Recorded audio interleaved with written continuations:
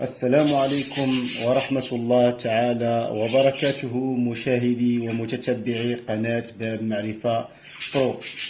بعد واحد الأسبوع ديال الغياب نظرا لأسباب صحية، رجعنا لكم من جديد في واحد الوصفة اللي هي طبيعية، وصفة اللي هي مجربة للناس اللي عندهم الإكزيما أو الأكزيما، والناس اللي عندهم دوك الايادي ديالهم تتصيب بالتقرحات وتتصيب بزاف ديال المشاكل.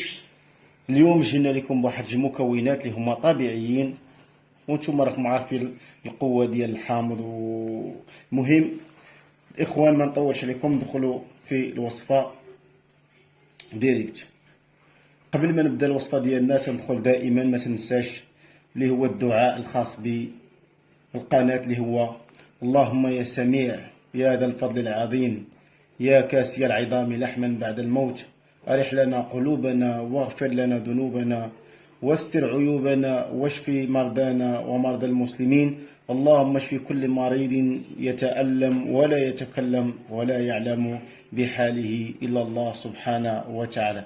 الإخوان، غادي ندخل دابا ونقول لكم الوصفه اللي تتكون من اول مكون اللي هو الحامض. ماشي غتقولي حامضه قد هذا الشكل، حامضه غير صغيره. انا الحامضه اللي موجوده عندي هو الشكل ديال هذا.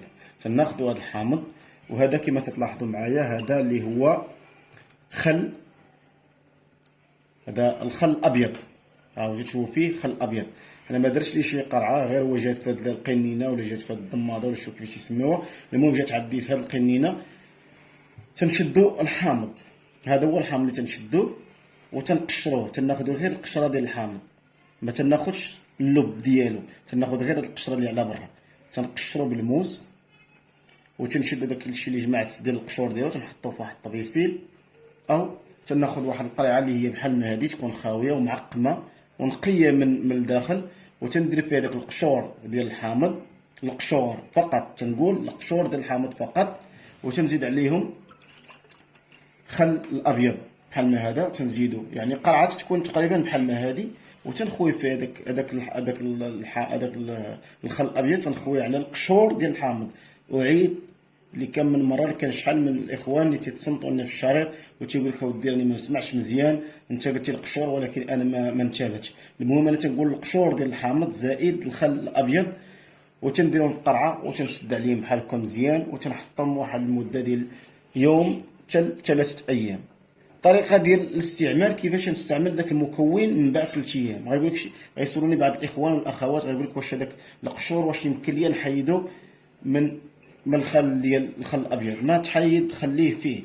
اشنو غدير؟ غتشد المكان، مثلا عندي هذا المكان مثلا فيه بوتور او فيه حروق ناتجه عن الاكزيما، تنشي تنغسل بالماء والصابون. الصابون ديال الحجره اللي ما فيهش الريحه، الصابون اللي تيكون ما عندوش الرائحه.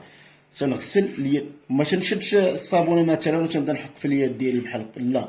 تنشد الصابون من اليد باللابان ديال يدي، الراحه ديال اليد بحال هكا، وتنعاود نغسل بيدي بحال هكا. الا كان في عندي في اليدين بجوج تنعاود نشد بالعكس، تندير الصابون هنا وتنمسح اليدين ديالي، وتنخلي داك الشيء حتى يتفوت واحد 10 ديال الدقائق، وتنغسل يدي عاوتاني بالصابون. وما تنقيش الجلد ديالي، ندير بحال هكا غير من الفوق نغسل بالصابون. وملي تنسالي تناخذ واحد القطنه بيضاء اللي تكون هي معقمه وتكون نقيه، وتندهن هذيك البلاصه اللي كنت ديجا انا درت ليها المنقوع ديال القشور ديال الليمون وخل الابيض، وتندير عليهم البوماده الصفراء، وتنبقى ندوز عليهم البوماده الصفراء. فين ما تندير هذه الوصفه تنتبعها، وان شاء الله ما غاديش تفوت واحد من 3 ايام حتى 7 ايام غتكونوا لاحظتوا الفرق كبير، وغتلاحظوا بان داك البوتور وبهذيك الحروق الناتجه عن مرض الاكزيما بدات تمشي. المهم الاخوان اللي شاف هذه الوصفه تنتمنى باش تبارطاجيوها مع الناس، وتعاونوا باللايك ديالكم، واللي تشاركوا عندنا في القناه.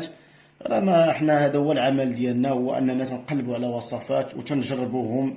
شي ناس لا تنعرفوهم عندهم هذا المشكل تنجربوا فيهم هاد سميتو، تعطي النتيجه تكون مبهره، من بعد عاد تنديرها. الاخوان ما نطولش عليكم، كما قلت لكم ما تنساوناش من الاشتراك، وجاي شي تعليق يكون زوين.